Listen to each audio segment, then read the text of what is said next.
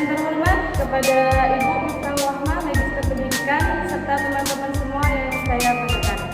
Di sini kami dari kelompok 8 ingin memaparkan materi yang berjudul kebijakan moneter.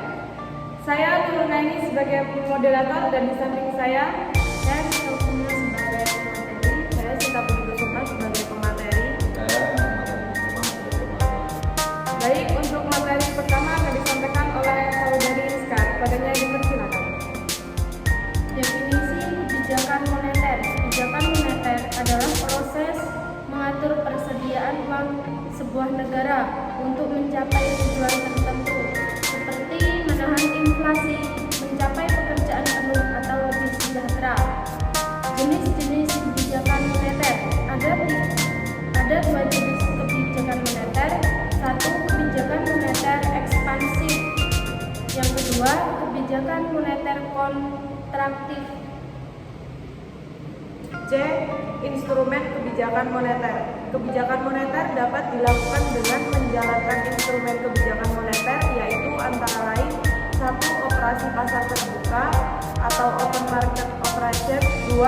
Fasilitas diskonto. 3. Rasio cadangan wajib. 4. Himbauan moral. D. Tujuan kebijakan moneter. Bank Indonesia memiliki tujuan untuk mencapai dan memelihara kestabilan nilai rupiah. Tujuan ini sebagaimana tercantum dalam Undang-Undang Nomor 3 Tahun 2004 Pasal 7 tentang Bank Indonesia. Target kebijakan moneter. Target akhir sebuah kebijakan moneter adalah suatu kondisi ekonomi makro yang ingin dicapai. Target akhir tersebut tidak sama dari satu negara dengan negara lainnya, serta tidak sama dari waktu ke waktu. F. Indikator kebijakan moneter. Di dalam proses pencapaian sasaran kebijakan moneter sering dihadapkan dengan gejolak perkembangan perekonomian yang menghambat sasaran yang ditetapkan. G. Kerangka kebijakan moneter.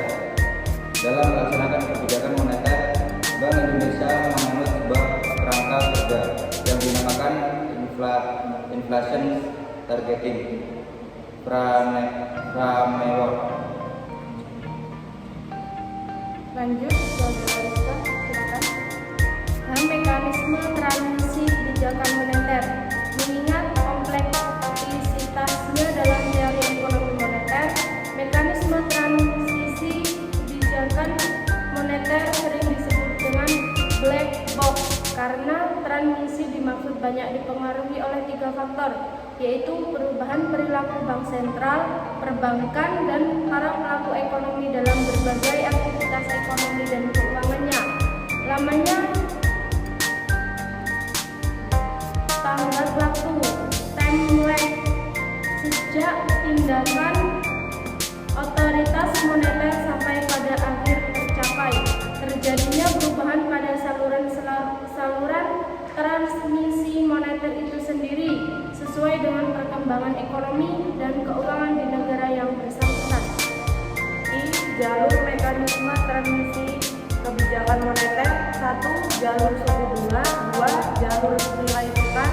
3. Jalur kredit. 4. Jalur harga aset. 5. Jalur ekspektasi inflasi. D. Variabel dan mekanisme transmisi kebijakan moneter. 1. Suku bunga sertifikat Bank Indonesia. 2. Suku bunga pasar uang antar bank. 3. Suku bunga deposito. 4. Suku bunga kredit. 5. Investasi. 6. Nilai tukar. 7. Capital inflow. 8. Interest rate differential. 9. Ekspor neto. 10. Output. Dan 11. Inflasi. Baik, demikianlah presentasi yang dapat kami sampaikan. Jika ingin bertanya untuk teman-teman sekalian dipersilakan. Kurang dan lebihnya kami mohon maaf. Kami akhiri. Wassalamualaikum warahmatullahi wabarakatuh.